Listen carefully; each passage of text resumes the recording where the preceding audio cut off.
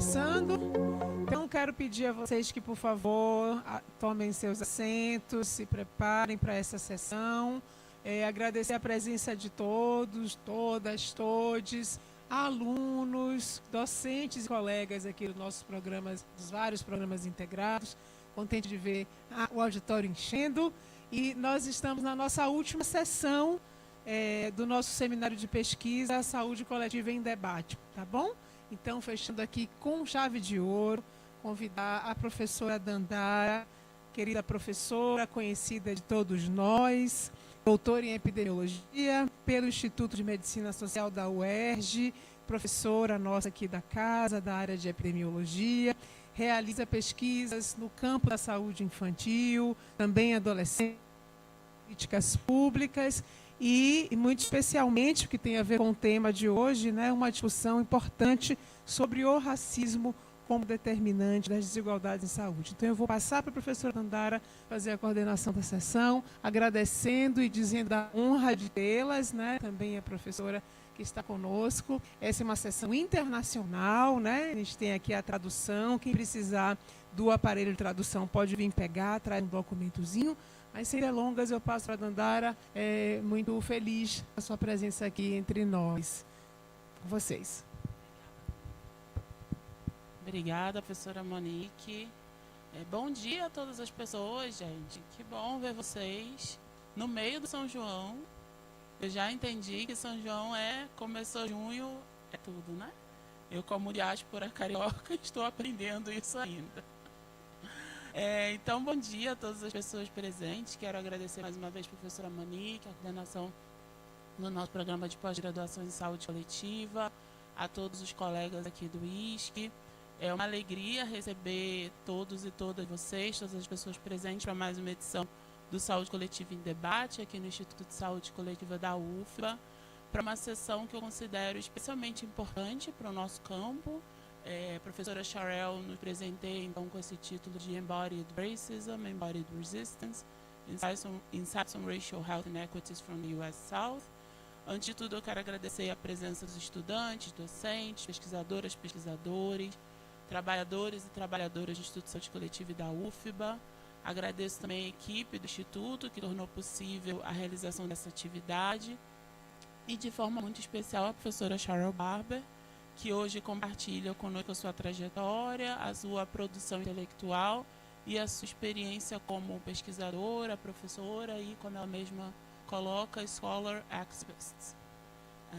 A discussão que nos reúne hoje parte de uma questão que é ao mesmo tempo científica, política, ética e histórica. Como compreender o racismo como determinante social da saúde? Ou, dizendo de outra forma, como reconhecer que o racismo não é apenas um evento interpessoal, não é uma atitude individual ou uma experiência episódica de discriminação, mas é uma estrutura social que organiza territórios, instituições, oportunidades, exposições, vulnerabilidades e, como já cunhou Fernanda Lopes, formas de nascer, viver, adoecer e morrer. Na saúde pública e na saúde coletiva, esse reconhecimento, como nós sabemos, ele é relativamente recente, se a gente considera a história do campo, né? Quando a gente dá aulas aí de introdução à saúde coletiva ou de introdução à epidemiologia, a gente fala de uma história que já está na escala de séculos, né? Mas quando a gente pensa nos modelos de determinação social da saúde, a inclusão do racismo, o reconhecimento do racismo como um fator determinante da saúde é algo da história recente do nosso campo, né? E isso precisa ser dito, lógico, com bastante cuidado. Ele é recente no campo científico hegemônico, por assim dizer, né? Nos modelos conceituais, nos manuais, nos indicadores, nas agendas internacionais, nos financiamentos de pesquisa, quero aqui sublinhar também, mas ele não é recente na vida das populações negras, indígenas e demais populações que sofrem a opressão racial. Não é recente na experiência concreta das comunidades, não é recente na voz das mulheres negras, dos movimentos negros, dos movimentos de luta por moradia, por território, por reparação, por justiça, por sobrevivência. Então, mais uma vez, esse reconhecimento que muitas vezes a ciência chega tarde para nomear aquilo que a vida social já vinha denunciando há séculos. A gente pode observar esse atraso na trajetória dos modelos de determinação social da saúde. Vou pontuar aqui o modelo de Dahlgren e Whitehead, por exemplo, né, que é o nosso tão querido para alguns arco-íris. Eu sempre falo que é uma cebola, eu acho que é uma cebola partida assim, com várias camadas, que tantas vezes a gente usa para introduzir a ideia, né, de que a saúde é mais do que um evento biomédico, a saúde tem pilares de estrutura social, está para além de comportamentos individuais. De fato, esse é um modelo que ajudou a mostrar que a saúde é produzida a partir das relações sociais de vida e trabalho, mas naquele modelo o racismo ou sequer a raça não aparecem nomeados explicitamente, né, como estrutura de determinação. Foi preciso um longo caminho até que essas formulações mais recentes de determinantes sociais da saúde passassem a reconhecer de modo central o papel do racismo em todo esse maquinário, né? E esse percurso não é apenas teórico, porque, como a gente tem discutido aqui em vários espaços, o Instituto de Saúde Coletiva, eu pontuo que é um instituto que tem uma postura de fronteira com relação a essa discussão, né? Nós temos grupos de pesquisa, programas integrados que fazem a discussão racial aqui já há bastante tempo, né? Vou pontuar aqui FASA, por exemplo, coordenado pela professora Ministrada, professora Clarice Mota, que já vem se debruçando dessa discussão durante bastante tempo, né? Também os componentes curriculares em que a gente oferece, o componente liderado pela professora Ana Paula Reis, de gênero, raça e etnia, o nosso componente, comigo, professora Emanuele Góes, Andréa Ferreira, epidemiologia, raça e racismo, mas esses são movimentos contracorrentes, são movimentos contra-hegemônicos, né? Porque até as próprias estruturas, os pilares didáticos, curriculares do nosso campo, não necessariamente nomeiam ou explicitam, né, que o racismo e a raça são pilares obrigatórios para o conhecimento do campo da saúde coletiva. E não falo isso só numa avaliação subjetiva, o que já seria válido enquanto pessoa que está no campo e está na diretoria também da Associação Brasileira de Saúde Coletiva, mas a professora Edna Araújo fez um estudo sobre isso em 2022, avaliando os currículos do campo de saúde coletiva e chegando à conclusão que a inserção da temática racial é incipiente, né? Então existe aí esse atraso da escala de décadas ou de séculos para nomear o racismo enquanto determinante social da saúde. Eu acho que mudaram a forma de apresentação aqui, porque era só, estava em modo de apresentação para cá. Essas são as notas. Isso, obrigada. Essas são as notas de Sharrelle. Esse deslocamento, então, né, de nomear o racismo enquanto. I think it's all right now. Quando a gente nomeia o racismo, né, esse percurso não é teórico, esse percurso muda a pergunta científica. Quando a gente não nomeia o racismo, a gente corre o risco de tratar desigualdades como meramente diferenças ou disparidades, né? Quem já cursou algumas disciplinas comigo sabe que eu tenho uma certa alergia ao termo diferenças ou disparidades quando a gente fala em raça e racismo, né? Quando a gente não nomeia estruturalmente como iniquidades ou como um processo sistemático de opressão, a gente corre o risco de naturalizar isso como diferenças entre indivíduos, né? Naturalizar que as pessoas negras morrem mais porque são negras, as pessoas indígenas morrem mais porque são indígenas, e não nomeia os sistemas de produção, inclusive da saúde, que ocasionam essas injustiças e a permanência delas. Então, quando a gente nomeia o racismo, a gente desloca a responsabilidade. A gente deixa de perguntar o que tem de errado com esse grupo e a gente passa a perguntar que estruturas sistematicamente estão produzindo esse resultado, né? E esse deslocamento ele é decisivo para a epidemiologia, ele é decisivo para a formulação de políticas públicas e ele é decisivo para uma saúde coletiva comprometida com a justiça social. Como hoje é uma sessão, né, em que a gente vai fazer um diálogo internacional, eu queria pontuar também que no plano internacional existem marcos políticos muito importantes que nos ajudam a acompanhar essa agenda, né? Nomeando aqui a Conferência Mundial contra o Racismo, a Discriminação Racial, a Xenofobia e Intolerâncias Correlatas, que a gente chama de Conferência de Durban, que aconteceu na África do Sul em 2001.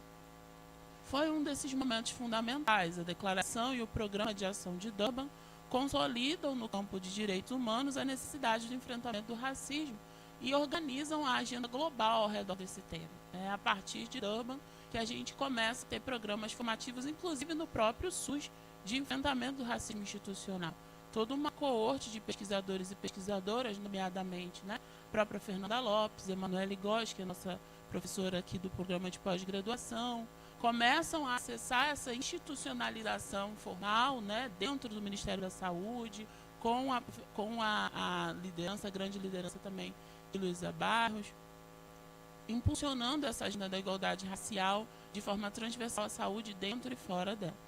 E mais recentemente essa década, né, a renovação da década internacional das pessoas afrodescendentes, que vinha até 2024, foi renovada para 2025 a 2034, aprovada pela Assembleia da ONU em 2024. Eu fiquei com uma sensação bastante agridoce sobre essa renovação, né? De uma forma ela simboliza que a gente tem ainda mais tempo e mais esteira para fazer as reformas necessárias, mas ela também simboliza que o período anterior não conseguiu cumprir seus objetivos, né? Então bota mais uma década aí. E Deus sabe quanto mais décadas eles vão precisar para fazer isso, né? Porque o que a gente está vendo de reforma estrutural nesse país que ainda questiona cotas raciais, em que toda hora a gente está sendo chamado para assinar um abaixo-assinado porque querem tirar ações afirmativas no campo da saúde. Então não acho que renovar por mais uma década será necessário, mas talvez seja eu aí com o meu copo sempre meio vazio. Mas para nós, nas Américas, então, estou pontuando esses marcos internacionais também, abrindo o diálogo, né, que Sharrelle vai trazer a perspectiva norte-americana. Nas Américas, pensando Estados Unidos e Brasil, essa discussão tem uma densidade particular. Tanto o Brasil como os Estados Unidos são sociedades profundamente marcadas pela violência fundante da escravidão. A gente tem essa cicatriz na nossa história, pelo tráfico transatlântico de pessoas africanas escravizadas, pela colonização, pela expropriação do território, construção de estados nacionais que foram assentados em hierarquias raciais. O que inaugura o Brasil enquanto nação é a exploração dos povos africanos e a exploração dos povos indígenas deste território. Então, o Brasil ele é inaugurado a partir disso e a sociedade brasileira vivencia o racismo não como um resíduo desse histórico colonial, mas como um sistema muito vivo, muito atualizado, que se reorganiza quase que a cada microsegundo para continuar estruturando as relações até o tempo presente. Então, não é possível compreender as desigualdades em saúde nas Américas sem levar a sério essa história. Estou dando um pouco de spoiler para vocês também do que será conteúdo de professora Sharrelle, muito nessa perspectiva de entender o racismo numa perspectiva sócio-histórica, né? No Brasil, essa história, como bem sabemos, aparece na distribuição racializada da morte materna, da mortalidade infantil, das violências, da insegurança alimentar, das condições de moradia. Eu faria o desafio, qualquer epidemiologista presente, a me estratificar qualquer indicador de saúde e não encontrar desigualdades raciais. Se você não encontra na taxa bruta, você encontra na evitabilidade, que é o que tem acontecido com a mortalidade infantil, né? Quando a gente estratifica racialmente, a gente não encontra mais tanto aquele gap racial pronunciado, mas quando a gente olha para causas evitáveis, a gente vê que as crianças que continuam morrendo de causas evitáveis por ações e tecnologias já disponíveis no SUS são as crianças pretas, pardas e indígenas. Então tem uma mudança quantitativa, mas agora a pergunta não é mais sobre o número que morre, né? Mas aqueles que morrem, morrem do quê? Quais são as injustiças qualitativas que ainda estão produzindo óbito no início da vida? Então essa sessão de hoje, ela é uma oportunidade desse diálogo, né, em diáspora, pensando essa relação que ambos os países guardam com os sistemas coloniais. Não se trata somente da gente olhar e importar e aprender com a experiência, mas de uma oportunidade de confluência, né? A gente ouvir, falar, dialogar e construir essa confluência, né? Esse é um diálogo que tem produzido ferramentas muito potentes para a compreensão de como o racismo se materializa no espaço, nas instituições, nas relações sociais, e também sobre como a resistência negra produz saúde, conhecimento, cuidado, comunidade. Então, o título da conferência de hoje é muito bonito, muito forte, né? Embodied Racism, mas também tem Embodied Resistance, né?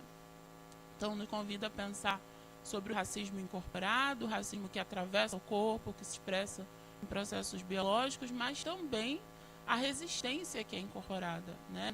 No corpo, nos vínculos, nas territórias, nas práticas coletivas. Acho que o fato de vocês terem duas pesquisadoras, né, doutoras negras, falando sobre esse tema numa casa de excelência em pesquisa é também um aceno à resistência, né? Estamos aqui por um movimento de resistência que não é somente nosso, mas resistência daquelas que nos antecederam, né? A gente pontua aqui uma série de mulheres negras que pavimentaram o caminho para que nós estivéssemos aqui, né? Aqui no Brasil, Luísa Barros, Lélia Gonzalez, Jurema Werneck, Emanuele Góes, para a Sharrelle, uma série de mulheres negras também, professora Camara Jones, que estiveram nesse forefront, né, fazendo esse caminho.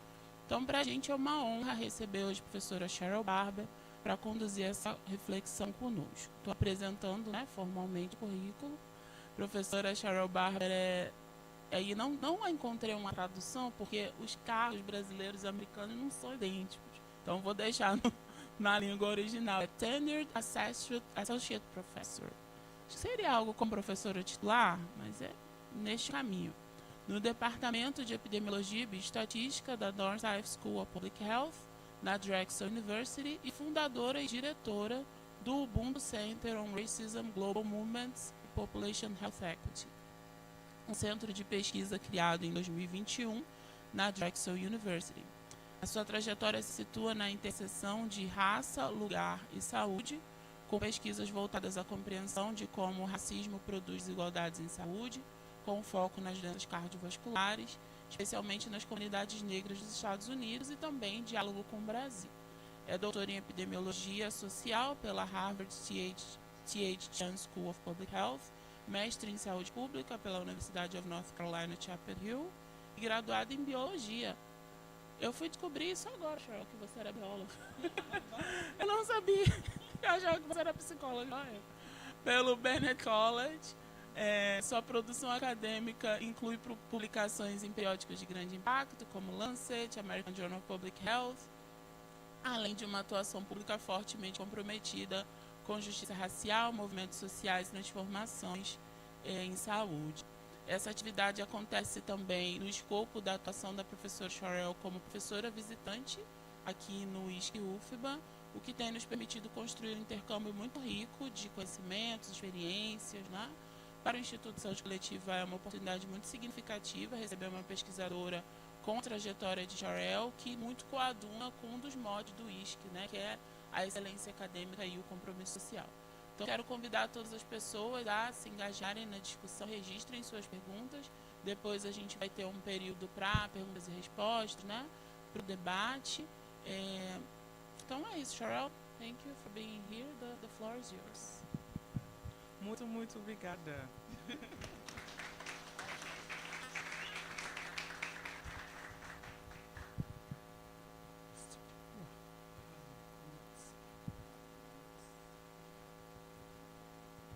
So while we're getting this situated, I want to begin by saying a thank you to Dandara for actually on June 19th, 2024, inviting me to come be a visiting professor.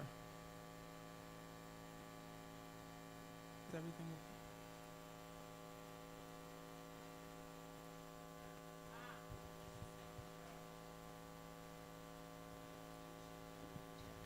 Pessoal, só repetindo para quem não sabia, que a gente tem tradução simultânea, tem os equipamentos aqui na frente, vocês só precisam trazer o RG para poder pegar o equipamentozinho de tradução. Sharrelle, sorry. Go ahead. Okay. Is everyone hearing me in Portuguese? Good. Okay, perfect. So, like I said, I want to begin, this talk with some gratitude. First, to Dra. Dandara Ramos. Just a second. Okay, it's working. It's working. Okay. A lot of deep gratitude to Dra. Dandara Ramos. You all have a gift and a professor, researcher, scholar here at ISKI, along with Dr. Emanuele Góes and Andrea Ferreira, who are really, for me, references here in Brazil on the issues of racism and health inequity. So I think we should clap for Dandara and for the colleagues here. And I know she's training up a lot of you all in this space. And so the gift of having a mentor who understands it is really important. So I'm just grateful for you and grateful for our friendship and how it has grown over the years. I also, before I get started, want to also acknowledge and thank Dr. Racial Souza. She's the one who is making this space bilingual today. And I don't take that lightly. I think that the work of translation is sacred work. Being able to break down language barriers in this way is really important. So thank you, Raquel, for the work that you are doing to make this an open dialogue today. Like I said, I want to also thank Dr. Emmanuel Goes and Dr. Andrea Ferreira. Both of them have been to the Ubuntu Center in Philadelphia. I actually met Dr. Goes 10 years ago in this month. So 10 years ago, I came here to ISKI as a postdoctoral fellow. And at the time, Dr. Goes was a PhD student, and a professora, Dr. Estela Aquino, introduced us, and this is how it all began. And I think that's why I'm back here. And so, you know, I really do appreciate the connections that I have made here with Professora Emanuele and Dandara and Andrea, and what we're building in terms of collaboration and learning from each other and with each other about this really important work. I also want to thank Joey Danieri, Sheila Alvarez. Both of them have been so kind as director and vice director of ISKI for having me here. I actually sat in on Professora Joy's social epidemiology class in the first last year, and that was really a treat to be able to be in that space.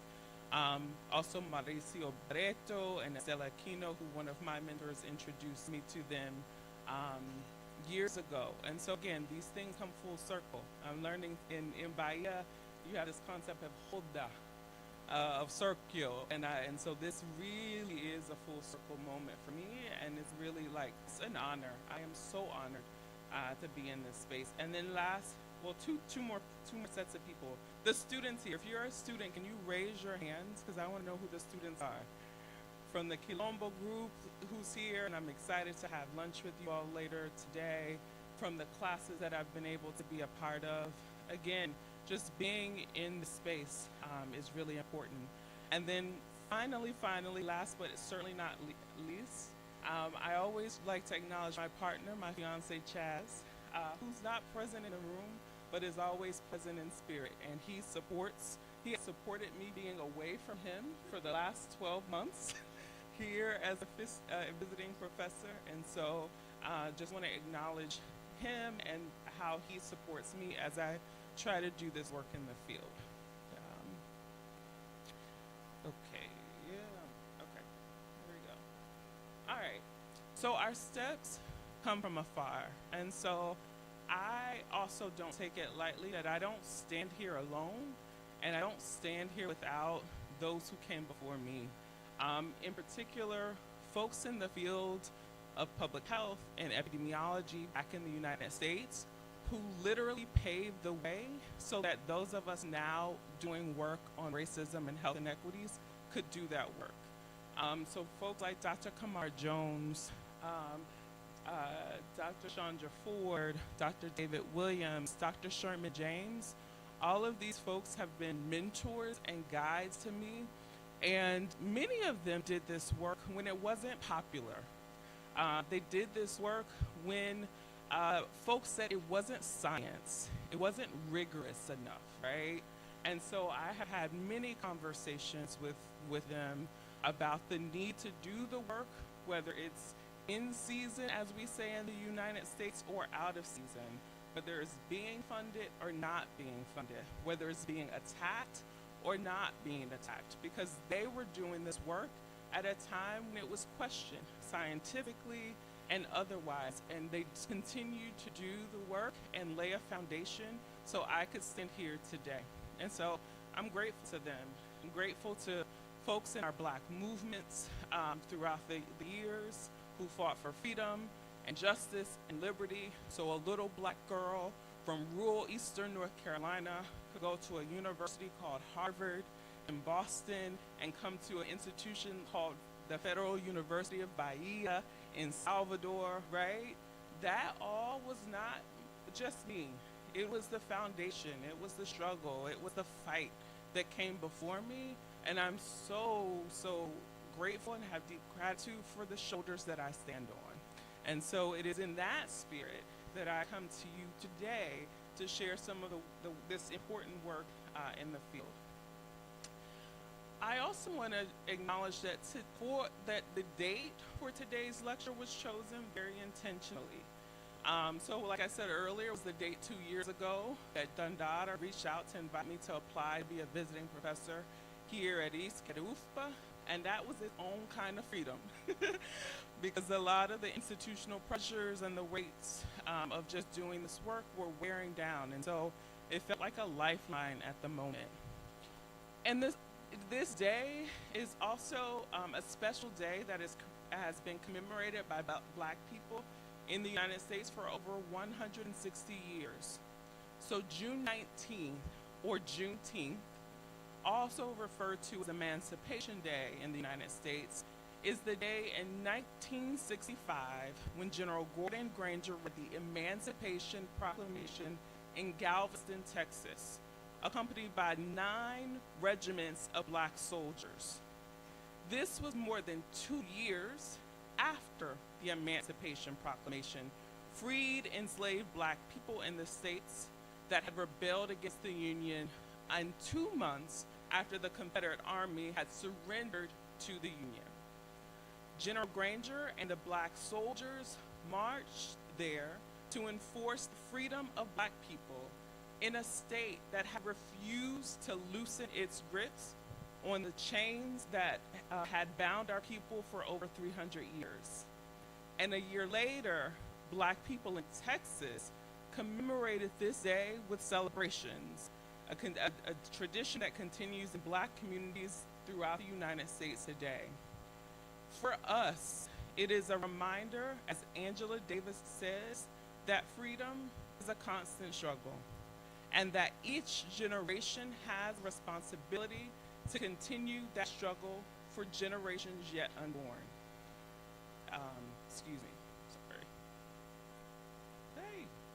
And so this is why we're here today, and this is why we're doing this lecture on Juneteenth to commemorate this legacy of freedom fighting in our country. Okay. So I've got a lot of slides because I got really excited about being able to share with you all. So we may get through all of them, we may not, but I do want to kind of orient you to the flow of today's conversation. And so the first part will be a very quick and brief history of the historical and political roots of racism in the United States. And I want to give you some context.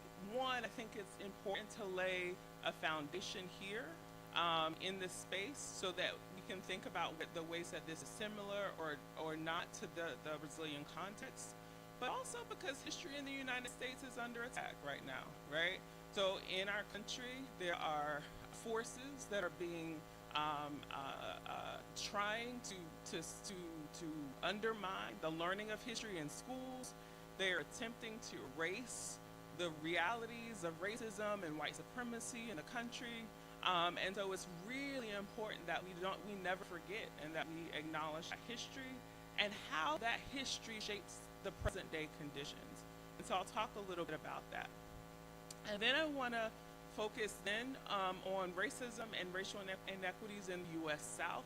And hopefully by then I will have convinced you that the U.S. South is an important context sociopolitically and historically to look at racism and white supremacy and the extent to which that impacts health. And then I'll talk about some of my work. The bulk of my scholarly work and empirical work in epidemiology has been taken place in Jackson, Mississippi, And so I'll share some of that context and some of the research and work that's done there, and then just close with some final thoughts and musings about where I think we go and how we continue this struggle even in the midst of these turbulent times. So, I like to bring into the room this woman often in my lectures, and her name is Fannie Lou Hamer. And she was one of the Black women well known for her voting rights activism in the Black Southern Freedom Movement in the 1960s. Her position at the bottom of the race, gender, class, and geographic hierarchy of the U.S. imperial power structure makes her critique of the system extremely relevant. She was a fierce activist whose life, legacy, and words still echo today. I am sick and tired of being sick and tired. These immortal words, spoken by Hamer, a Delta, Mississippi sharecropper who became a civil and human rights activist at the age of 44, have always resonated with me. When Hamer uttered these words in 1964, to me, she was arguably making one of the most profound social epidemiologic statements ever to be spoken. It was at once an observation of the embodied physical reality that she and so many Black Americans have experienced for centuries in the United States, living under the weight of racism, white supremacy, and exploitative capitalism.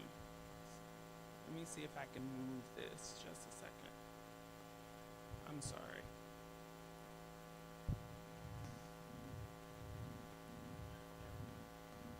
So it was an observation, but it was also a declaration that enough was enough and that she would join the collective struggle for the liberation of Black people and other marginalized people in the United States.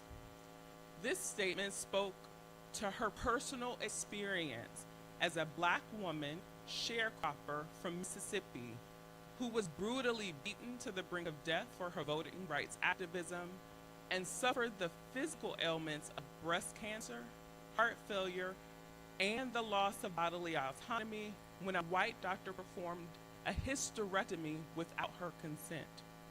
This statement also spoke to the collective experience of Black people in the United States broadly and the U.S. South more specifically. For 300 years, Hamer said, we've given them time, and I've been tired so long now, I'm sick and tired of being sick and tired, and we want to change. You see, we can no longer ignore the facts and getting our children to sing, oh, say can you see by the dawn's early light what so proudly we hailed? What do we have to hail here? The truth is the only thing going to set us free. And you know, this whole society is sick. This whole society is sick. And 60 years later, true words have never been spoken. The sickness that Hamer was referring to is a sickness that has been plaguing the United States since its very inception. Racism, white supremacy, and settler colonialism are the underlying pre-existing conditions that form the very foundation of the United States. The expulsion and genocide of indigenous peoples from millions of acres of their native lands, and the institution of slavery that extracted millions of West and Central Africans from their homes and forced them into generations of free labor are the precursors to present-day conditions that harm the health of Black people and other communities of color in the United States. This timeline was actually created by an epidemiologist, my colleague, Dr. Shawnita Seeley Jefferson, who is an associate professor at The Ohio State University.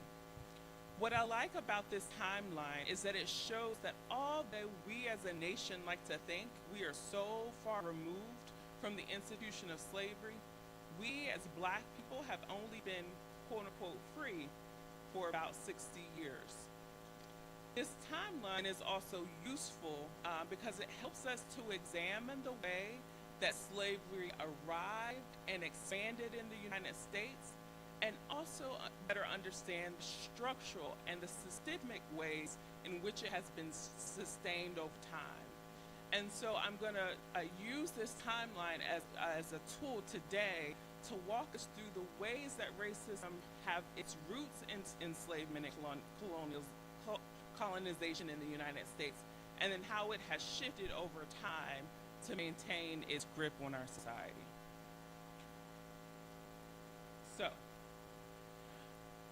So we must begin at the beginning.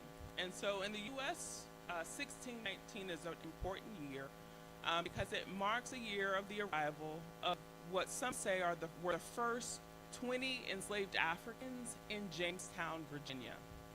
The images you see on the screen are from the August 2019 issue of the New York Times Magazine, curated by journalist and professor Nicole Hannah-Jones. This series of essays launched a contemporary dialogue on the issue of slavery and its enduring legacy. In it, Jones argues that the founding ideals of liberty were false when they were written, and that it has been Black Americans who have fought to make them true. Without this struggle, America would have no democracy at all. So not only were the ideals written in our founding documents false, the Constitution was shaped by the institution of slavery. And it inscribed the dehumanization of Black people through what is known as the Three-Fifths Compromise. In the United States, the Three-Fifths Compromise legally counted enslaved persons as 3/5 of a human being in order to bolster the political representation and power of white Southern landowners in the United States Congress, and to also give them an unfair numerical edge in the Electoral College, which is the system that we have in the United States to elect the president of the president. And so in the founding documents of the United States, what you have is a way that folks in the South who were Southern landowners who were in favor of slavery, positioning themselves to have power over not only their local states and communities, but also on the national policy agenda.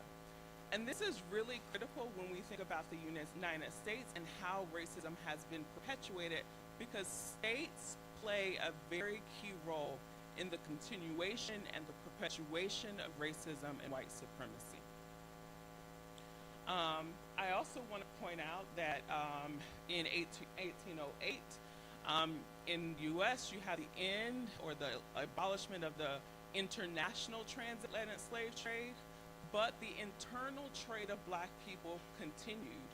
And it was Black women's bodies that became the site of the mass production of the free labor force that would build and fuel the country's economic growth and settler colonial expansion. So, for example, in places like the state of Alabama, there were infamous breeding plantations, literally for the sole purposes of the reproduction of Black women for the purposes of slave labor, right? And Alabama is often called or referred to as the cradle of the Confederacy, the Confederacy being the states that seceded during the Civil War.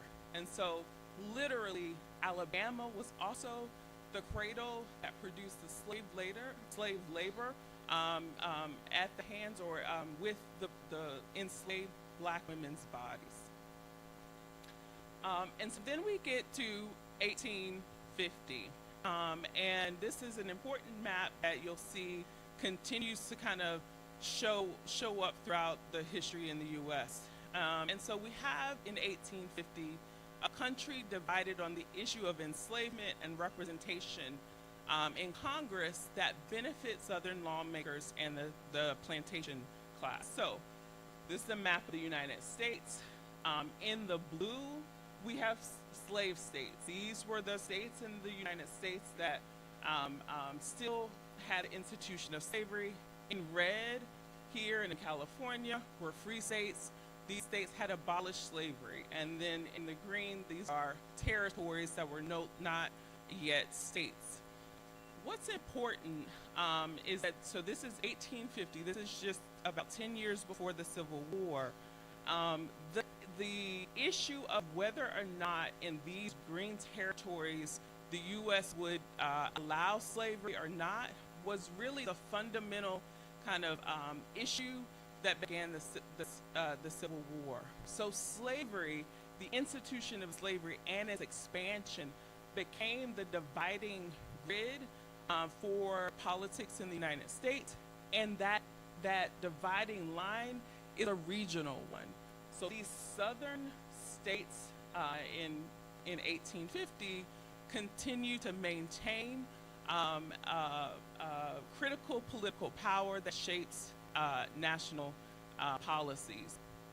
It's also important to note that because these states counted Black enslaved people as a part of their population, they had an unfair numerical advantage when it came to the Congress, when it came to electing the president, and when it came to shaping national policy, right? So they used the bodies or portions of the bodies of Black people to bolster their political power while continuing to keep them in bondage.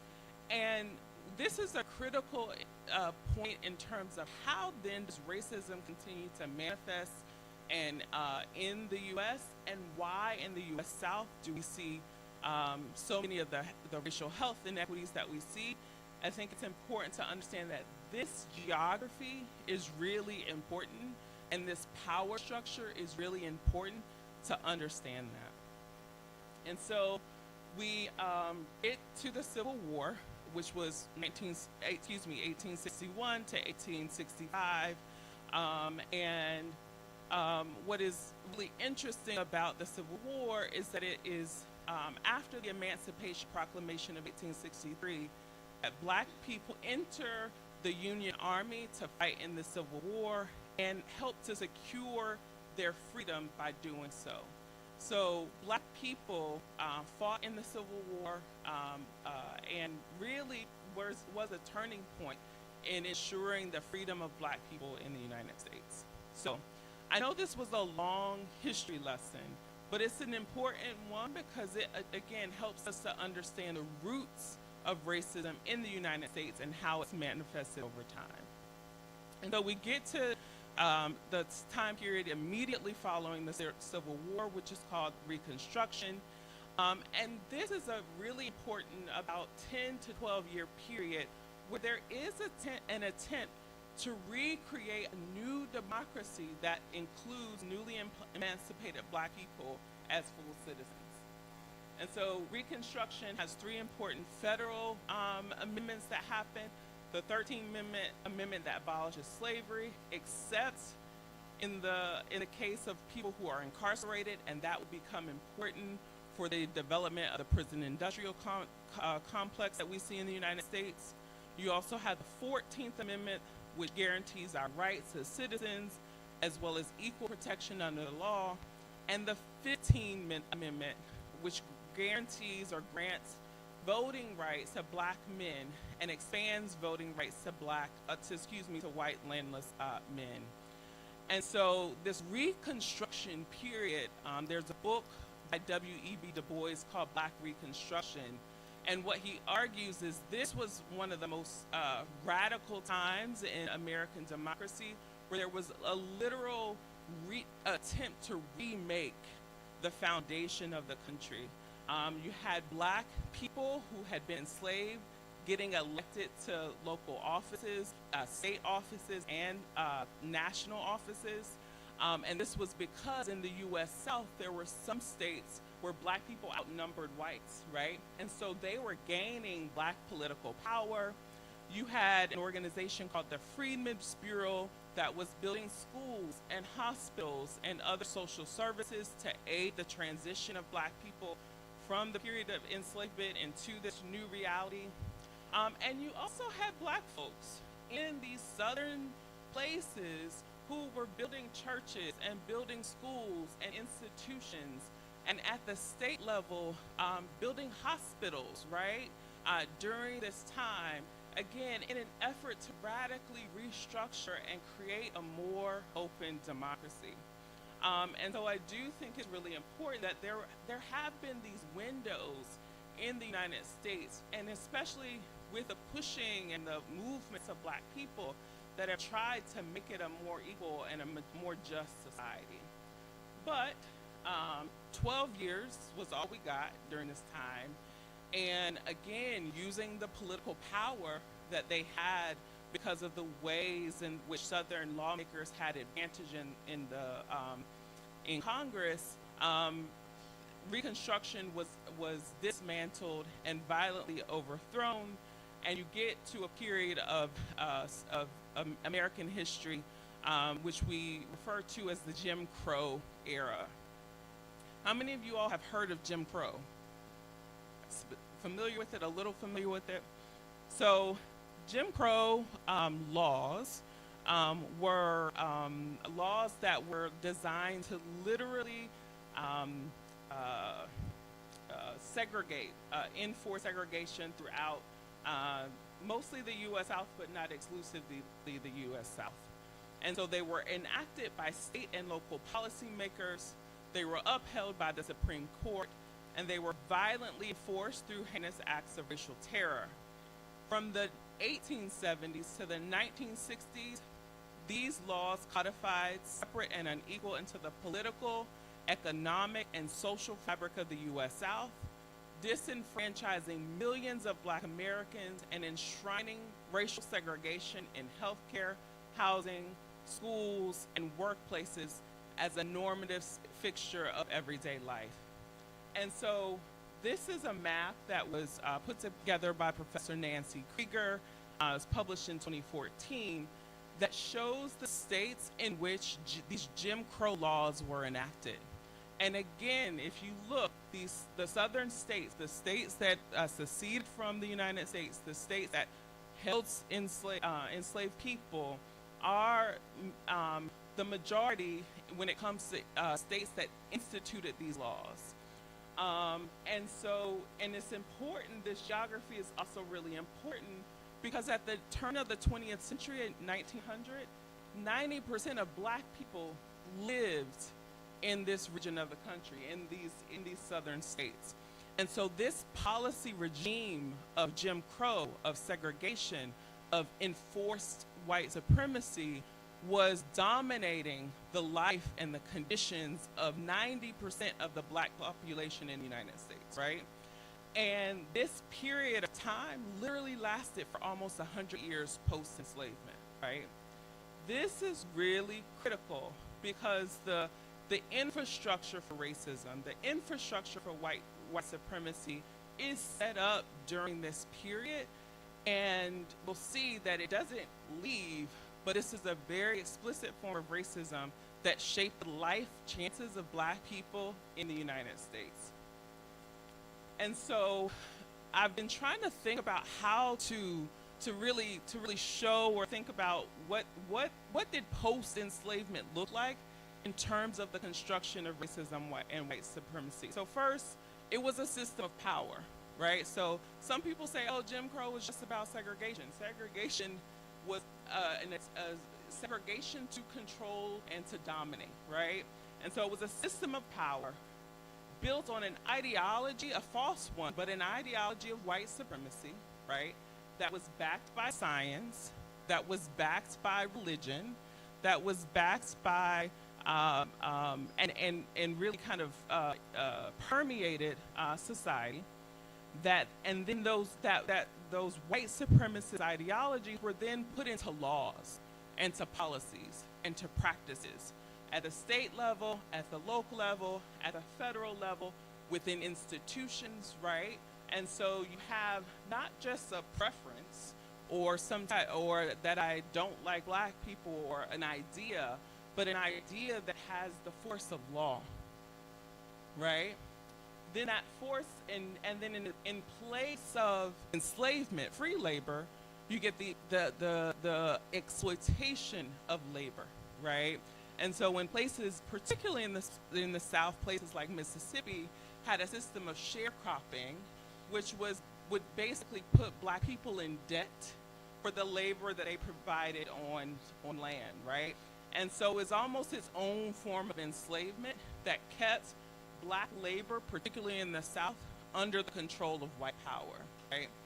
And then the final pillar that I think is really critical to understand is the pillar of racial terror and state violence. So you get the expansion of prisons, and we still have them in existence today. For example, in Mississippi, there's a prison called Parchman Prison. It was built in 1901. It is 20,000 acres. 20,000 acres in the heart of the Delta of Mississippi. That is the kind of state control and racial terror that was being implemented in places. We also had organizations like the Ku Klux Klan. There were violent killings of black people through lynchings. And this is the history in the United States that they want us to forget, that they don't want us to understand. And then my argument is that this structure doesn't go away. It just gets reproduced. So even when you have the eradication of Jim Crow, what replaces kind of the racial terror and what we have in terms of racial terror and state violence is a mass incarceration, right? And the prison industrial complex, right? What we have in terms of labor exploitation is the low wage jobs that we have and the limited rights of workers, particularly in the South. And we still have laws and policies and practice that may not explicitly discriminate, but they do undermine the life chances of black people in this country, right? And so again, is this system, is this structure that was put in place? And this is actually a quote from, so after Reconstruction, to back up a little bit, states created their own constitutions, right? And the state of Mississippi, the delegates at the state of Mississippi stated that it is the manifest intention of this convention to secure to the state of Mississippi white supremacy. So white supremacy isn't a word we made up. It is a word that white people and the white power structure made up to maintain control and domination of black people in the United States. And it's critical because, again, they still wield power in this way. So just to summarize, and again, why I think this structure matters for how we understand black health in the U.S. Southern states and other states, but I want to focus on southern states, talk a lot about state sovereignty and the maintenance of racism and white supremacy through state sovereignty. And they do two things, at least, that I think. One is at the federal level, they obstruct and undermine the advancement of racial justice, right? So when we had laws or have laws, many of the southern states, the southern congressmen, et cetera, will obstruct the laws that advance the justice for black people. And then at the local level, they enact laws that unjustly suppress the economic, social, and political opportunities of black communities, right? So the states, so in the U.S., states are a critical lever or a critical actor, right, in creating, maintaining, perpetuating racism and white supremacy. And if we don't understand this structure and the way that it operates, it's hard for us to understand why these things continue to happen in the U.S. context. And so I know that was a lot, and we probably, but was that foundation helpful? Yes, good.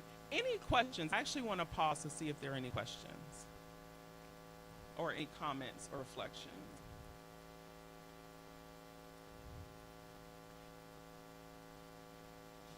Okay, all right, okay. So this is a lot, and so so then we get to this. So then we get to this period of freedom, quote unquote freedom. After some say after the 1964 Civil Rights Act, think it was, for me, I like to see it as the Civil Rights Act, the Voting Rights Act, and some other acts that helped to dismantle this 100 years of racial oppression following enslavement. And so, again, with this, Black people have always pushed the country towards freedom, towards liberation, towards justice. And so many of you have probably seen the images of, for example, the March on Washington, and other very historic moments, but there were so many smaller moments at the local level of Black people resisting, of Black people creating institutions and coalitions and movements at the local level. And in the 1950s and 60s, what we see is a culmination of that work, right? And so, and a lot of the work of bringing about these changes came out of local folks from the U.S. South. And so during this period, you get the 1954, you get Brown versus Board of Education, which outlaws segregation in public education. In 1964, you get the Civil Rights Act, which dismantles segregation as well. In 1965, you get the Voting Rights Act, which ushers in an era where we see increased Black political participation, because this voting suppression or voter suppression was literally used to suppress the political power of Black folks in the South. And then also you get 1968, you get the Fair Housing Act. And this eliminated segregation in housing, which was also a problem at the time, right? And so we get all of this, you know, this is big. It wasn't everything, but these laws and these acts were huge. I think it's important to note that these are some of the same laws being dismantled right now in the U.S. But it did usher in what we see in terms of what people call post-Jim Crow, or in some legal circles, critical race scholars talk about colorblind racism, right? So we know racism didn't go away in the 1960s, but it shape-shifted, right? It changed form. Instead of being overt and explicit, it was more implicit. And we still see kind of the remnants of this structure institutionally in the United States. And this is a study that was done by a colleague in 2023. And again, you're seeing the similar geographic pattern. I hope you're seeing this come up. But so this was done in 2023 by two of my colleagues, Dr. Jackie Hahn and Dr. Medina Agenor. What they wanted to do was see if they could quantify the impact of state-level laws on premature mortality in the United States. And so they had legal scholars that they worked with, and they created a measure of 10 domains, including labor, policing, I think there was some things related to healthcare, et cetera, but there were 10 domains, and they constructed a measure that looked at how harmful or how protective laws were for Black people. And so this map is kind of the descriptive statistics of that. So the red shaded areas are states with the most harmful laws, the most racist states, if you will. And those with the hashed lines were formerly Jim Crow Jim Crow states. The states with the green are the most protective in terms of race and for race. And then the yellow is a mixed bag, right? And so again, what you can see is that all Jim Crow states continue to have state laws that perpetuate racism in the United States. And additionally, that impacts health. And so they did an analysis that looked at premature mortality in the states that were most harmful, and the states that were most harmful had higher premature mortality for overall, for Blacks and for whites in the state, right? So again, this this kind of analysis is what is helping to shape the conversation about the enduring legacy of Jim Crow and how states are a key actor in maintaining racism and white supremacy in the United States. And so for me, this study that I just shared and the history that I've shared so far reinforce the need to view the high burden of disease in Black communities and the persistent racial inequities in the U.S. South not as a reflection of demographics, right? Or one, as my Harvard professor once suggested, race genetics, but rather embodied racism, a direct byproduct of a social, political, and economic power structure and political regime that has undermined the health, well-being, and life chances of Black communities for over 400 years. It also makes clear that the collective struggle for Black freedom and the countercultural ways of being that emerge from the indomitable spirit of Black people in the U.S. South, from slavery to present, have quite literally been a matter of survival. And thus, embodied resistance, the ways in which Black people have put our literal bodies on the line for freedom, is a direct counter to the death and disease-dealing system of oppression. It is the way we alchemize the poison of society into medicine to heal the deep wounds. And these struggles, while not perfect and not complete, have helped to push the South and the United States towards a more just and a more liberated future.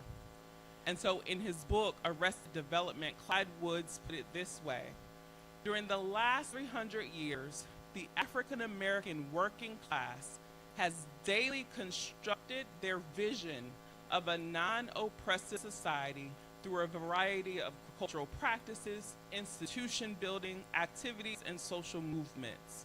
By doing so, they have created an intellectual and social space in which they could discuss, plan, and organize a new world. The blues are the cries of a new society being born. And so this is just the first part of the lecture. But I hope that what I've shared so far kind of shows you again some of the roots, not just of the racism. That is one part of the story. But we always, always, always, always must think about the resistance and the struggles that have pushed the U.S., Brazil, the world towards a more just and equitable society. All right, so I'll stop there. And I actually do want to see folks, how much time do I have? 30 minutes, okay. All right, so I'm gonna go through some more stuff. Again, I'll be a little quicker, but I really wanted to lay that foundation. All right, so today, the majority of Black people live in the U.S. South. This has ranged from 90% living in the U.S. South to now it's at 56%. There was a point in U.S. history called the Great Migration, where many folks left the South because of the racial terror, because of all the poor conditions, and moved to the North. And so this number has fluctuated, but right now, 56% of Black people live in the U.S. South, so it's really important context. In addition to that, when we look at things like infant mortality, which is a key indicator of health and well-being, all of the U.S. southern states have infant mortality rates that are worse than the overall United States, all of them. And Mississippi has the worst indicators on infant mortality. We also see this for Black maternal mortality. Black people in the U.S. South have some of the worst Black maternal mortality rates. We also see this for stroke death rates. This is actually the map that my Harvard professor was like, oh, it's just race genetics, and without understanding kind of social, political context of the South. So we have stroke rates overall and Black stroke rates again. And in the U.S., we call this a stroke belt, an area in the South where in the U.S. where we have high numbers of stroke deaths. Again, you see this pattern with heart disease, as well as healthcare. So this is a map of Medicaid expansion in the United States, and that debate on how to cover people with healthcare was also very state-based. And so many southern states didn't want to expand Medicaid when we had the Affordable Care Act during the Obama administration. And so they have, many of them have fought to not expand Medicaid in states since 2010. So there could have been an opportunity where we expanded healthcare access in the United States, but southern states obstructed that law and ensured that, there's some places that still have not expanded Medicaid. And Medicaid for us is we're not smart like Brazil. We don't have universal health care. It is an opportunity to expand particularly low-income individuals in which Black people are disproportionately represented. So this was right after the law passed about 2014, 2015, and there's still, again, states concentrated in the South that have not chosen to expand this. The latest on Medicaid expansion in the U.S. is that in 2027, there will be the first federal work requirement to get access to these benefits.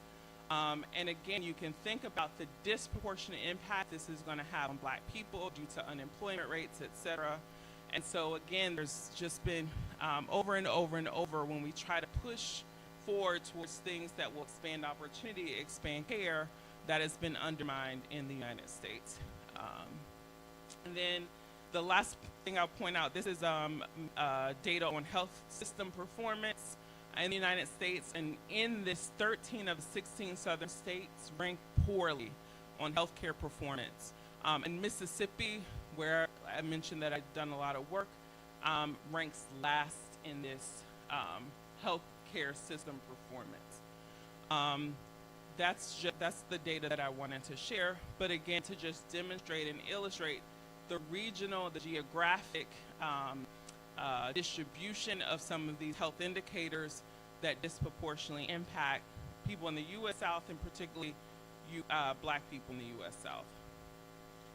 And so to kind of go to Mississippi, we can look at, again, in the nation and in the South, it ranks last in terms of healthcare system performance in the U.S. And so Mississippi specifically has been a context that is of interest to me and been kind of the focus of the work that I've done, because it has both these poor indicators of health that have been constructed by the legacies of racism, and also it's been ground zero for some of the movements, again, that have pushed us forward as a country. And so I'll move to some of the work that I've done there.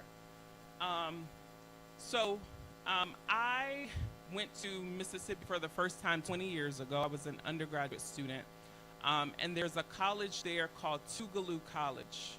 Tougaloo College is a historically Black college, and I think we went there when Emanuele, we went there.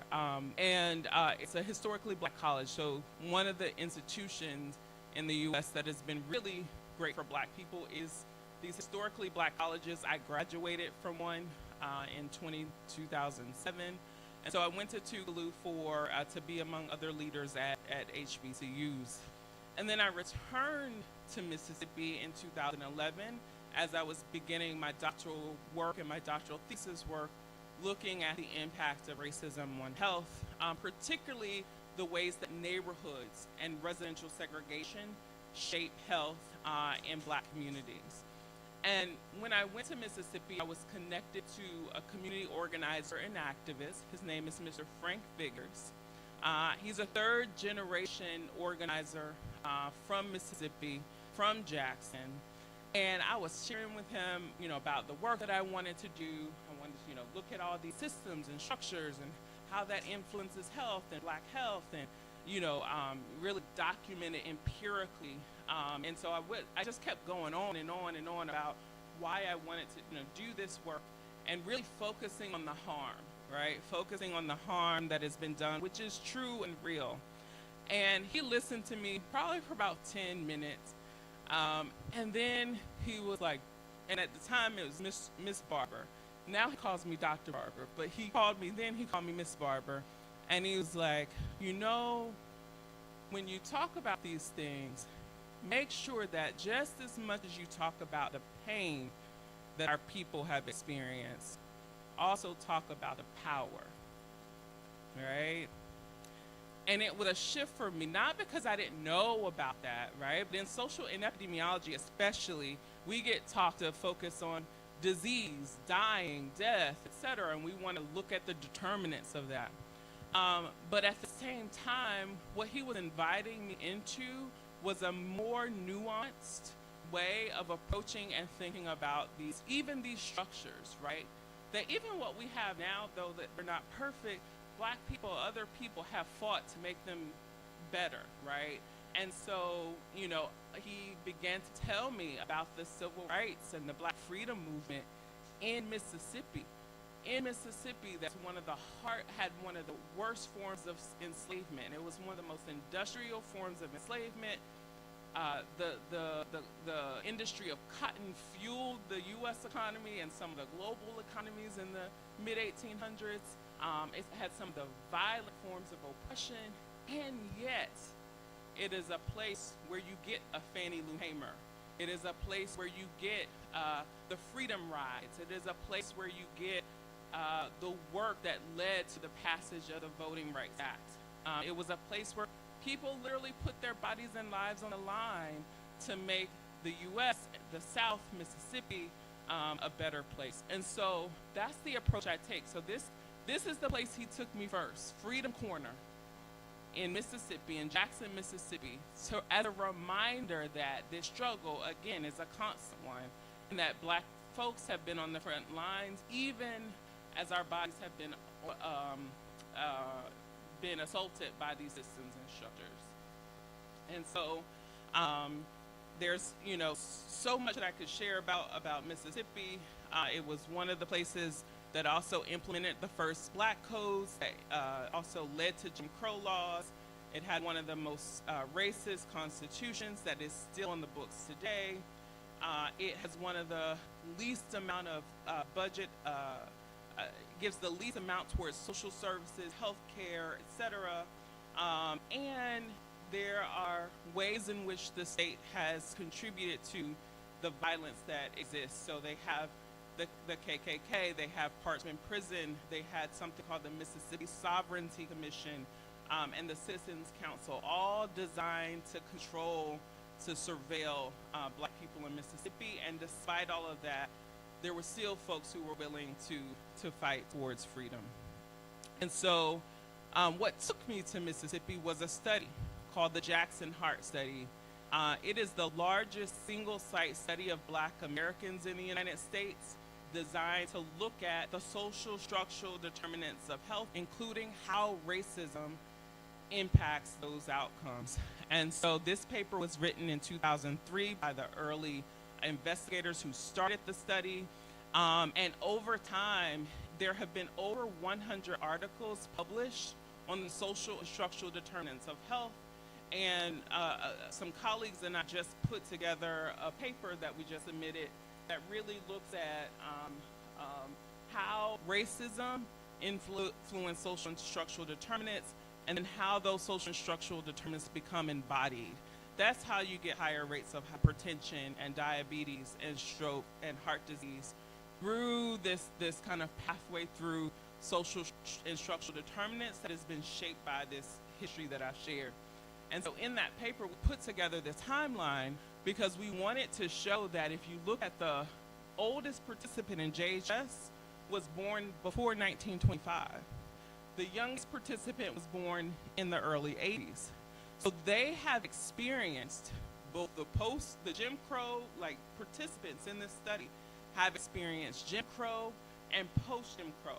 So they've been impacted by all of the policies, both pre-1960s and 70s and post-1960s and 70s, that have shaped their educational opportunities, income opportunities, occupations, et cetera, where they live.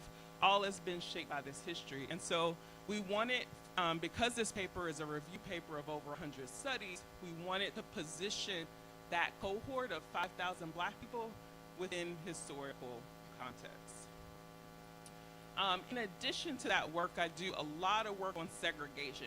And in the US, we've used segregation as one of the most visible manifestations of structural racism because there's so many laws, both from the 1930s onwards, that have shaped the residential environments of individuals.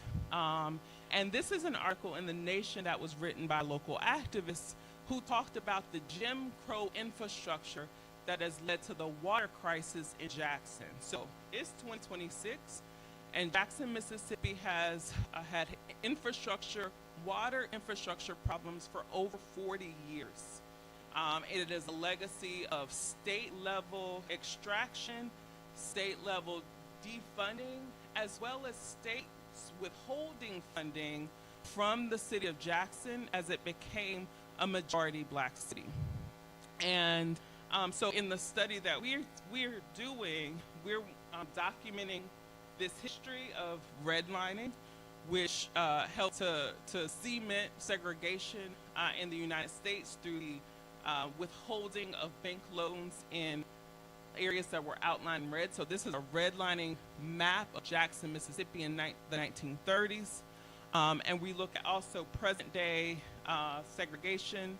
And what this map is showing, or this graph is showing, is that in the 3 counties that make up the Jackson metropolitan area, the demographics have shifted. Namely, the Black population in Jackson has increased and the white population has decreased.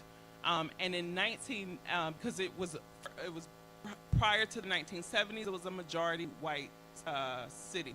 And so now Jackson, Mississippi is 80% Black, deeply segregated, and the structural issues that are impacting Jackson are a direct byproduct of the racist policies that have been put in place by the state, right? And so we're tracking this in new work that is also being published to show how these changes in demographics aren't about the demographics, but how racism operates as cities change. So this is a map of Jackson, the Jackson metro area. The white outlined area is segregation, and you see the deep red is where most of the Black population lives. These outlined areas in blue are where most of the white population lives. And so the Jackson metropolitan area is deeply segregated. And what we did was we put together a protocol using Google Street View. These were where we literally mapped the physical conditions of roads, sidewalks, buildings, etc., to show visible indicators of racism in the Jackson metropolitan area. And this was rooted in community conversations that we had with local residents and activists. And we did this over the course of about 3 years, where we did a pilot study and then a full study of the whole metropolitan area, and used nearly 1,000 Google Street images to rate different parts of the area. And what we find is that in the areas that are deep red and kind of white, those are the areas that have been most disinvested. Again, the areas that have had the most extraction, the least investment in infrastructure. And in the deep blue areas where there's been more resources given to roads, houses, buildings, etc.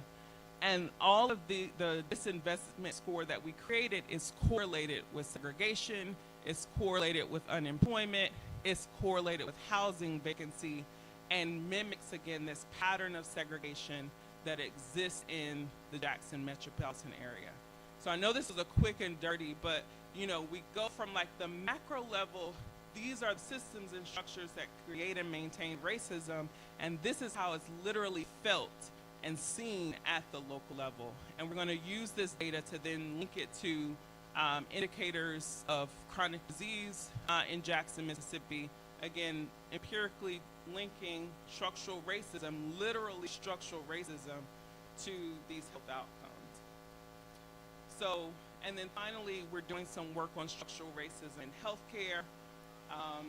This is actually a picture of the group of students and organizers and colleagues that are working in Mississippi to uncover the roots of racism within the healthcare system in Mississippi.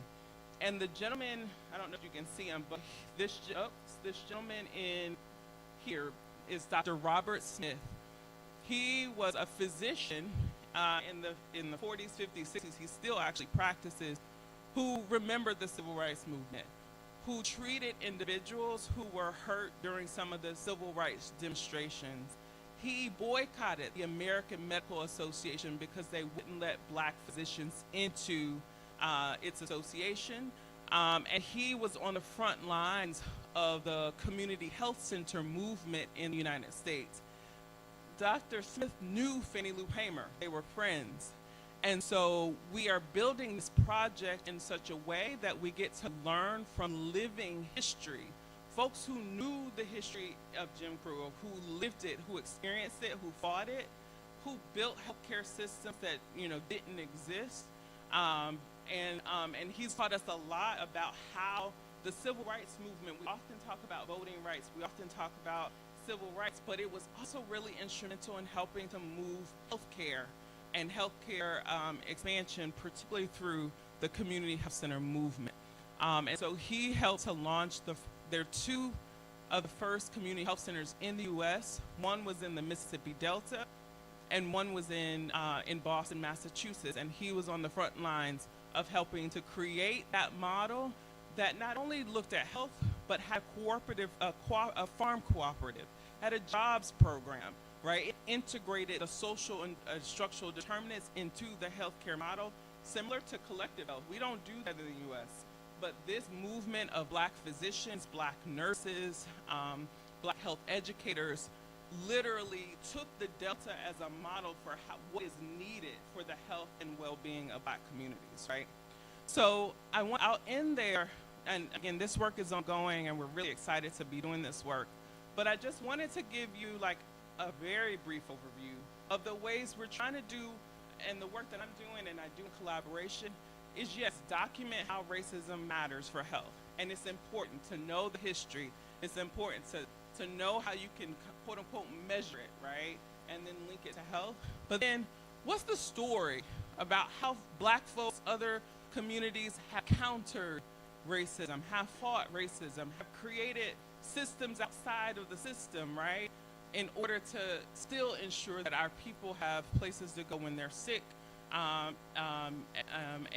places to go when they need to be well.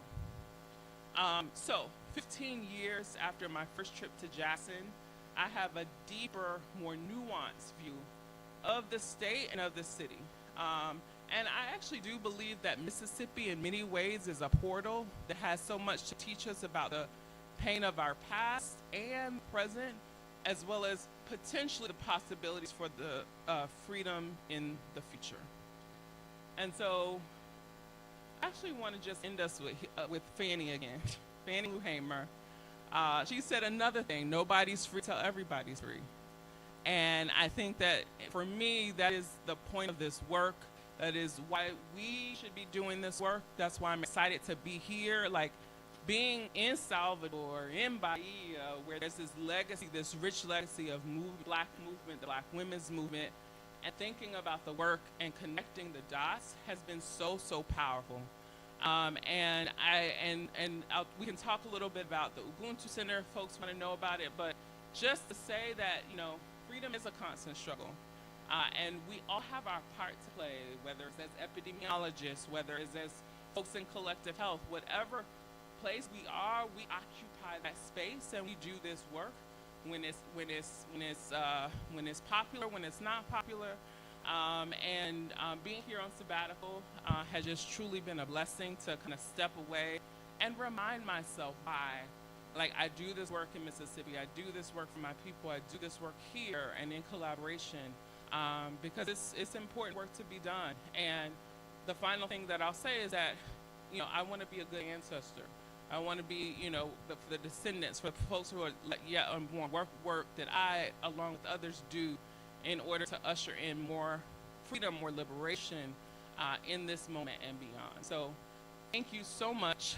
I know that was a lot, but thank you.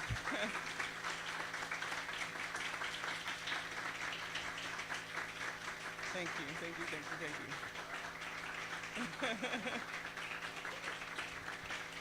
Thank you. All right, so we can have questions now. Yes. And thanks, I'm gonna let Raquel take a breath. Thank you, Raquel. So we have about 20 minutes for questions, and I'm open for what folks have to reflect on, critique, share.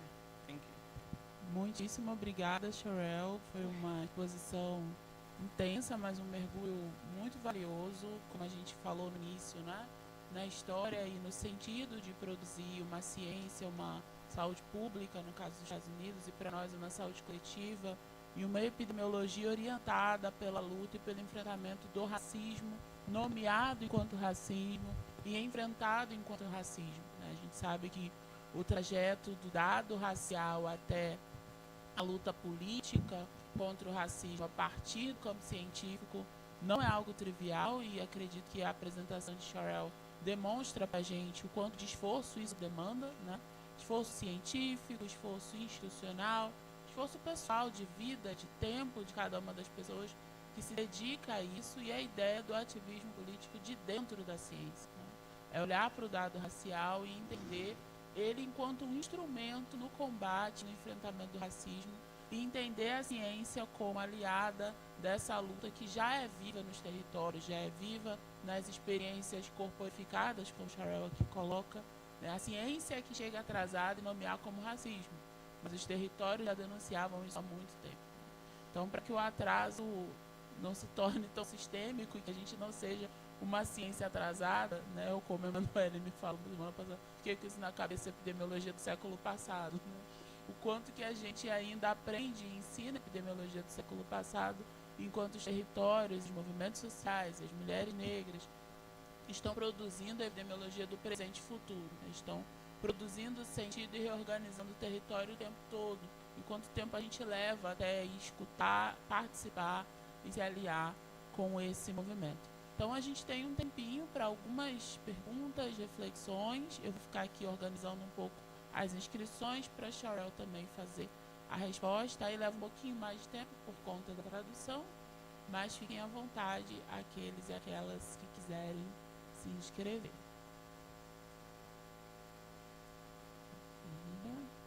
Acho que eu já começo a minha listinha aqui.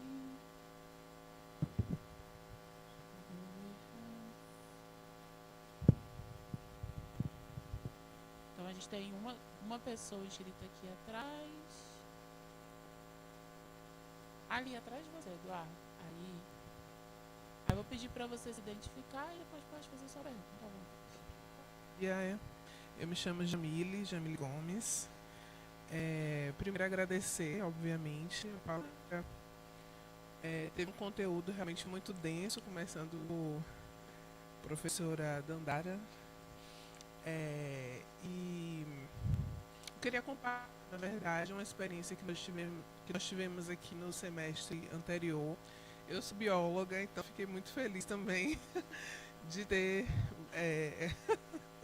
você como bióloga e compartilhar justamente a experiência que nós tivemos no ano passado, oferecendo um componente curricular como uma disciplina optativa para estudantes de pós-graduação, que tinha como objetivo aproximar as ciências biológicas da saúde coletiva.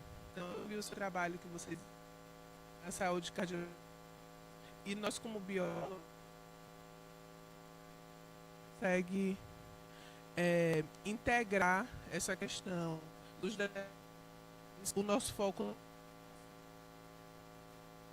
A gente estudou bastante, chegava ao racismo porque o estresse, produção do cortisol, interferindo na produção de hormônio, na sobrecarga do coração. Então, tudo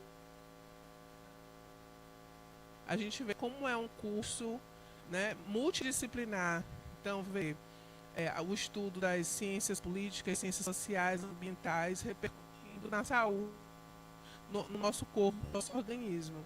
Então, eu fiquei muito feliz em saber que você é bióloga e saber que a nossa experiência do ano passado está super alinhada com as dinâmicas até internacionais mesmo. Então, muito obrigada. Obrigada, Jamile. Maybe we can do rounds of three? Vamos fazer em grupinhos de pergunta, porque eu acho que aí ajuda também para sistematizar a tradução. Tem mais uma inscrição aqui na frente. Eduardo, esse microfone está falhando um bocado.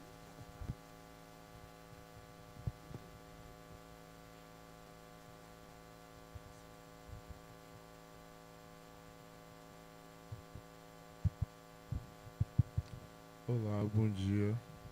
Um pouquinho mais alto. Bom dia. Primeiro eu queria agradecer a senhora, né? Meu nome é Apolo, eu sou daqui de Salvador. Eu estou aqui com o pessoal do grupo de pesquisa de Educação Física e Saúde da UFBA. Sou professor de Educação Física. Hoje eu trabalho com pessoas com TEA no Centro de Referência Estadual do Estado. A minha pergunta ela tem mais a ver com questões do meio ambiente. Eu percebi que há muito desfinanciamento, né, ou não financiamento do Estado em relação às comunidades pretas no Mississippi. A gente aqui em Salvador tem muitas comunidades, né, que estão marginalizadas aí e que sofrem impactos ambientais diretos desse não financiamento. Eu queria saber se em algum momento da sua primeira ida ao Mississippi você conseguiu observar que esse não financiamento, né, dos lugares onde as pessoas pretas residem impacta diretamente na saúde dessas pessoas. Porque aqui, por exemplo, nós temos aí as épocas de desastres naturais, né? No Rio de Janeiro tem muitos lugares também onde durante chuvas fortes essas pessoas pretas, pardas e indígenas acabam aí sofrendo com maior... com esse financiamento mesmo do Estado, sabe? E aí eu queria saber se em algum momento isso pôde ser observado e se sim, qual foi a sua percepção? Obrigada. Então a gente faz só mais uma e aí Sharrelle já pode responder. Se alguém mais quer se inscrever, ali atrás, Eduardo, Louise. Bom dia, eu me chamo Louise, eu sou estudante de mestrado aqui do Instituto e enquanto eu estava ouvindo a Sharrelle falar, eu fiquei aqui conversando, né? Tá ouvindo? Fala um pouquinho mais alto. Mais alto? Pronto. Eu estava aqui pensando, né, enquanto o Sharrelle estava falando e conversando um pouco com a coleguinha do lado, Jamile, e enquanto você estava falando sobre as leis, sobre a questão da segregação, você mostra aqueles mapas, né, que dá para a gente ter a percepção de que a segregação ela ainda existe, né, embora essas leis elas já estejam ultrapassadas, a segregação ainda existe. E é como a gente vive aqui no Brasil, né? Esses requisitos, né, que estão aí nessa herança nossa enquanto comunidade preta da escravidão. E aí, o meu questionamento é com relação a esse acesso aos serviços de saúde lá nos Estados Unidos. A Jamile lembrou, inclusive, do Obamacare, né, que era um programa que facilitava, né, buscava facilitar que a população tivesse acesso aos serviços de saúde. E aí, considerando tudo que a gente ouve, né, na verdade, assim, né, as informações que chegam até aqui para a gente são dessas desassistências de pessoas que precisam estar em cuidado médico no hospital e são jogadas para o lado de fora, né, e na maioria das vezes são pessoas pobres, pessoas pretas. E aí eu queria saber, assim, de você, né, como é que você... como é que isso está, né, lá e como é que o movimento social, que a militância, né, tem lidado com isso, se tem alguma prospecção com relação, né, a essas mudanças de acessibilidade no quesito de saúde, né, e isso me interessou porque eu estou trabalhando, pensando no acesso à saúde para pessoas em situação de rua com tuberculose. Então, eu acho que é algo que pode, né, me ajudar um pouco a pensar aí essa trajetória, esse entendimento de mundo mesmo. E agradecer É sempre uma honra ouvir Sharrelle e professora Dandara, rockstars, como a gente diz. Muito obrigada. Então, Sharrelle, fica à vontade para fazer sua resposta. All right, so I'm going to start with the first question about biology. So, sorry, your mic. So I was a biology major in undergrad. I don't know if you knew that. Yeah, so I was a biology major, and I had an interest in medicine until I fell in love with public health.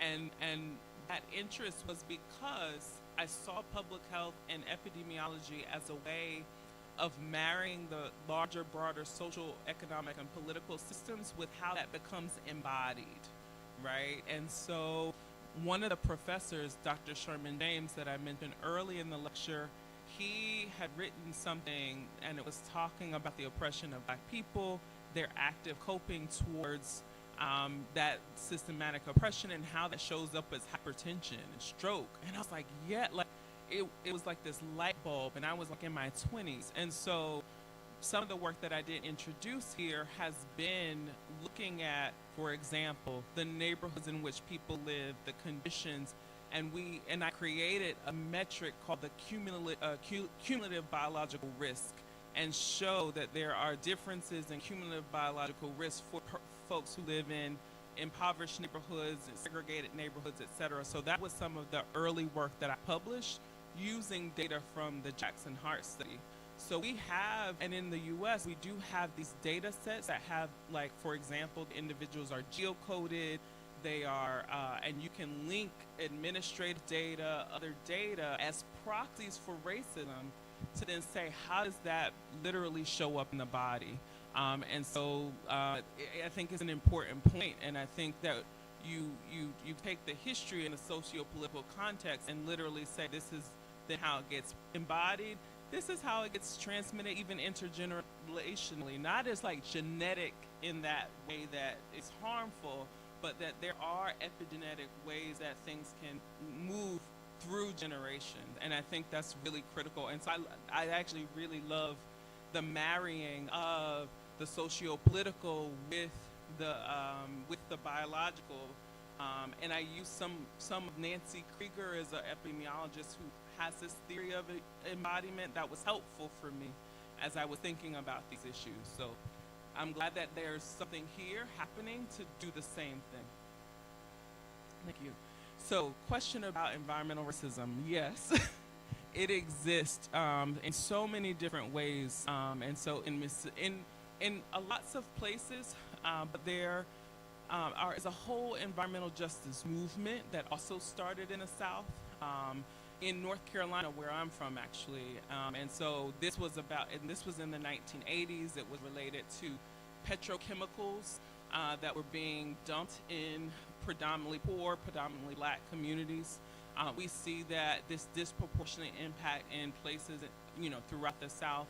In Mississippi, in particular, there's definitely instances of environmental racism. So I want to name two that happening. One is, we're in this place where we're moving towards a green economy, whatever that means. And so there are wood pellet industries that are popping up in Mississippi to fuel green energy. And those factories are being put in the heart of poor communities and Black communities in Mississippi. And so I have a colleague at Brown University who's a Black woman from Mississippi who's doing research to show the impacts, particularly on child health, of these industries. And then as I'm doing this work on investment and disinvestment in Jackson, I was literally there in January because I went back for a few months. And they're building, so I think another big thing to think about is AI and AI data centers. Because in the US, these data centers in the South at least are popping up near Black communities. And they're using water resources, they're using energy resources, and we're advancing of infrastructure of the future while the infrastructure of the right now is crumbling. And it just doesn't make sense to me, especially when you consider the legacies of racism and how it literally gets embedded in the infrastructure, right? But we're building the wrong infrastructure. there are people in Jackson, Mississippi who do not have clean water today in 2026. But we're building an AI data center to process data for what, you know? And so I actually think it's a problem of our lack of humanity, right? Like our lack of, you know, it's racism, it's white supremacy, and it's literally the ways in which we dehumanize Black bodies, Black people, Black communities, and put the harms that advance the rest of the world or the rest of the state or country in the backyards of our communities. So it is, and we're also, because the infrastructure work that I'm doing and doing it alongside organizers, learning about the structural vulnerabilities to climate change, right? So that image of the disinvestment in neighborhoods, that's, you know, roads that are poor, drainage, that when you have a lot of rain and flooding, it's going to impact communities, right? And so, you know, what we're talking about is a reality that is not caught up to, you know, what is coming in terms of climate. So that's why the work of Ialeta and what they're doing with climate change, et cetera, is so important. I think there are conversations to be had between the Mississippi Delta and Jackson, Mississippi, and here, right? Because the same issues, you know, are, you know, popping up in our communities, and the future is, you know, being built by folks with a lot of money, by folks who don't care about our communities. And so what is the counter to that in this moment? So yeah, so I hope that answers. And then question about, so healthcare, yes, Obama. So healthcare, again, we've never in the US, and I actually think it's a byproduct of racism. I literally think folks don't want Black people to have healthcare, but we had an opportunity to expand it. And again, especially in southern states, have obstructed it. Unfortunately, in this current administration, not only the presidential administration, but the conservative Congress, they are trying to dismantle, defund what gains we did make with the Affordable Care Act, and it had its flaws. But for example, this work eligibility requirement that they're bringing into place. Literally, you have to prove every month that you either worked, community service, or some other criteria. But there's already administrative issues, you know, issues with like proving eligibility. Now you're adding a work requirement, one, when there's unemployment, lack of jobs, etc. So I think we're in a time of constricted services for health, for other things. What we also see in the U.S. is the closure of hospitals, the closure of maternity wards, and those are disproportionately in Black, poor, and other communities, right? So, you know, and it's, again, it's a byproduct of history's past. Like southern states didn't want to integrate hospitals. They didn't want to build hospitals. Black people built hospitals. Literally, there's a legacy of Black hospitals that were built because we didn't have the state wouldn't do it, right? And so, unfortunately, what I'm seeing, we're seeing a backlash. That's what we're seeing, is a backlash. And I'm hopeful, and I think sometimes I'm like, when are we going to learn? When are we going to learn from our past? When are we going to actually move forward? I mean, folks are trying to push, but I think it's a lot that's happening right now to undermine democracy, to undermine social fabric, to undermine the health and well-being of not only Black communities, but everybody, because it's not good for anyone right now. So we'll see. We'll see. Obrigada, Sharrelle. Acho que a gente tem tempo para talvez mais uma pergunta ou duas, se forem muito breves. Então a gente tem Silvana e mais alguém quer fazer alguma pergunta, algum comentário? E Viviane. Então, encerramos aqui com chave de ouro. Bom dia, meu nome é Silvana Oliveira, sou daqui de Salvador, faço doutorado aqui no ISC, orientando a professora Dandara. Parabenizar, também assim, pela excelente proposta de trazer essa discussão para esse momento. Parabenizar a Sharrelle pela apresentação e trazer uma questão que é a minha questão, de trabalho do doutorado, que é a questão da alimentação e da fome. E eu quero, né, trazer uma perspectiva da epidemiologia social e justamente trazendo como o racismo, né, ao longo da história vai construindo justamente, né, o processo de pessoas negras, né, a realidade, a vivência de pessoas negras vivenciarem a fome de uma forma muito específica.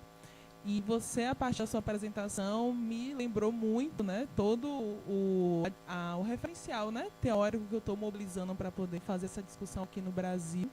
Então, você traz a segregação, né, você traz todo o processo histórico, isso me inspira muito, né, para a gente poder estar discutindo sobre isso aqui. E aí eu gostaria de saber, né, não saber, né, assim, compartilhar e saber, né, se você tem alguma reflexão sobre isso, porque a alimentação hoje é um dos principais determinantes, né, que a gente tem da saúde, justamente por conta das contaminações, né, e todo esse processo de segregação, né, que o racismo constrói, né, faz com que as pessoas negras, além, né, de dificultar o acesso à alimentação, né, também expõe a população negra à alimentação, né, industrializada, né, aos ultraprocessados, favorecendo ainda mais esse processo de adoecimento. Né? Então, a gente tem uma realidade aqui no Brasil, mas aí eu gostaria, né, também de saber um pouquinho sobre essa perspectiva lá nos Estados Unidos. E, atualmente, né, eu estou trabalhando com a autora Sharrelle, não sei se você conhece, ela é estadunidense, e ela vai justamente fazer a discussão sobre o apartheid alimentar nos Estados Unidos, e aí a discussão dela dialoga com a justiça alimentar, que é um movimento forte que está sendo construído lá.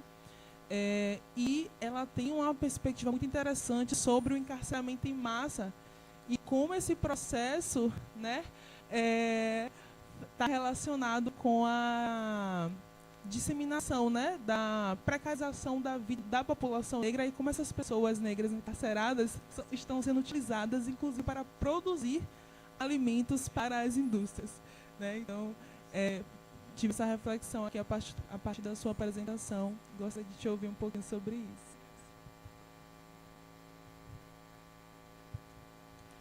Bom dia, boa tarde a todas as pessoas. Eu sou Viviane, eu sou pós-doutoranda pelo SIDAX.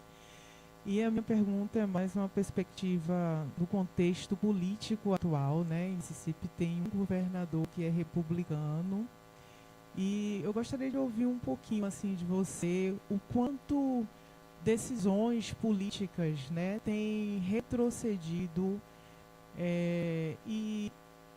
e aprofundado mais ainda as desigualdades. Por exemplo, eu vi uma reportagem que esse governador ele tem ideias, né, contra o aborto por incesto, por exemplo, né, e outras demandas que aprofundam ainda mais desigualdades, sobretudo para a população preta.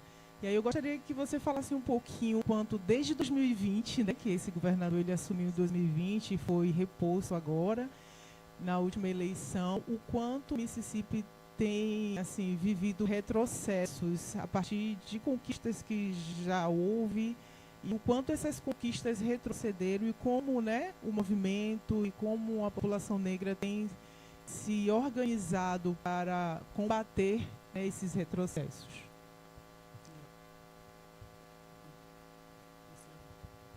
Okay, perfect. Thank you. So, thank you for your comment on food apartheid. I actually want to recommend my colleague, Dr. Ashley Gripper.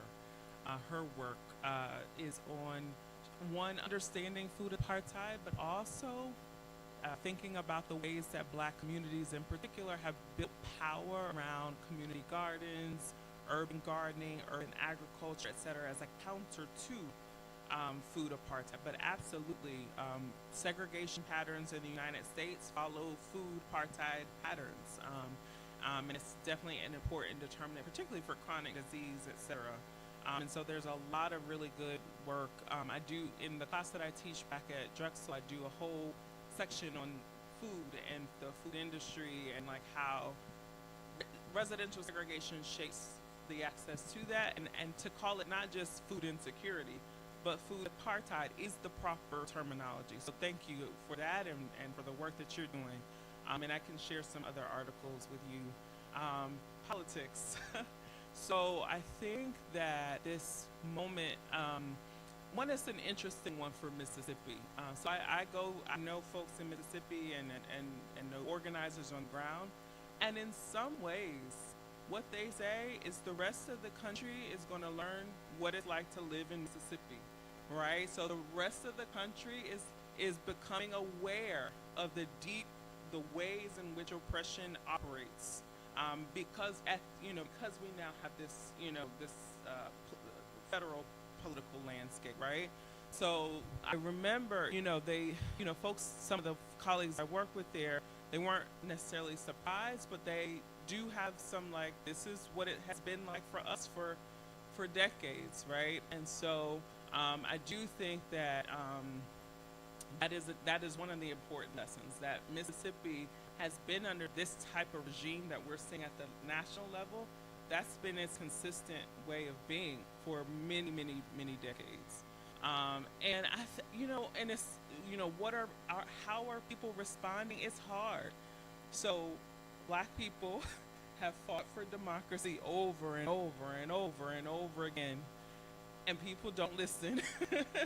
And so there's some folks who are tired of the same fight, and that people are outraged now because it's directly impacting people other than Black folks, right? So we have, had Black Lives Matter movement that was, again, another just wave of movements that come from the Black freedom movement, been saying that democracy hasn't worked for everybody, and now all of a sudden, oh no, democracy is over. But it has never worked.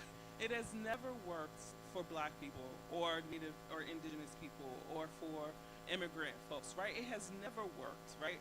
So now, I think that some folks are trying to understand the situation we're in and think about how to fight back and how to organize, because it's hard, because we keep having the same fight, right? And so right now, the push is towards what we call midterm elections. And I actually will say that what's happening, I think, is instead of focusing on the federal, we're seeing local elections matter so much. So for example, New York City has this Democratic Socialist mayor. Washington, D.C. just elected a Black woman socialist mayor, right? And so what is going to happen is you're going to see movement at the local level, and there's going to need to be years of organizing to then transform the federal. But that's where my hope is, in the hyper local level, organizing, building political power, and then hopefully we'll see some changes. And hopefully it'll be a lesson in what Black people have been saying for 300 years, 250 years, right? That July 4th we celebrate 250 years of independence, and we really are at crossroads in the country of whether or not we're going to let racism, white supremacy, hyper-capitalism continue to run our country, or if we're going to move to a more just and equitable future. That's the decision we have to make, and I do know that there are folks fighting and will continue to fight, and I think that's going to happen more at the local level. Obrigada, Sharrelle. Então a gente vai concluindo. Eu quero mais uma vez pontuar a importância, né, e a expectativa que a gente tem. Em especial, fico muito contente pela participação ampla de discentes. A gente tem várias estudantes presentes, então fico feliz de saber que a temática, né, tem implicação para vocês. Espero que ver isso refletido também nas jornadas enquanto pesquisadoras, pesquisadores, nas dissertações, teses, TCCs, trabalhos de pós-doutorado, e que a produção intelectual, acadêmica dessa casa coloque cada vez mais na superfície o seu compromisso com o enfrentamento do racismo e um fazer científico orientado por esta prioridade, né? A gente se coloca sempre à disposição como ponto de apoio e de referência, temos nossos componentes curriculares, as pesquisas que estamos desenvolvendo. Quero agradecer em especial também aos nossos colegas, professores e professoras, Gustavo, professora Monique, que estavam aqui mais cedo, Marcele, Jamie, Clarice, professora Emanuele Góes também, e outros colegas que passaram pela sessão. E pedir para encerrar, Sharrelle, se você quiser fazer suas final words or some final reflections, and then we close. Yeah, no, thank you. So this was a gift. I'm so glad that I got to share. So what I presented today has been here, and this presentation allowed me to get it out. So it's actually been a gift to be here, to share with you all, to be here in Salvador and Bahia over this last almost 10 months now. I'm here till September 1. So please reach out. Would love to connect with you all. And yeah, thank you. Thank you for the work y'all are doing, the way you're infusing this place, Iski, UFBA, Salvador, Bahia, with the work that's necessary. And I have one request. I want to take a selfie. But thank you so much.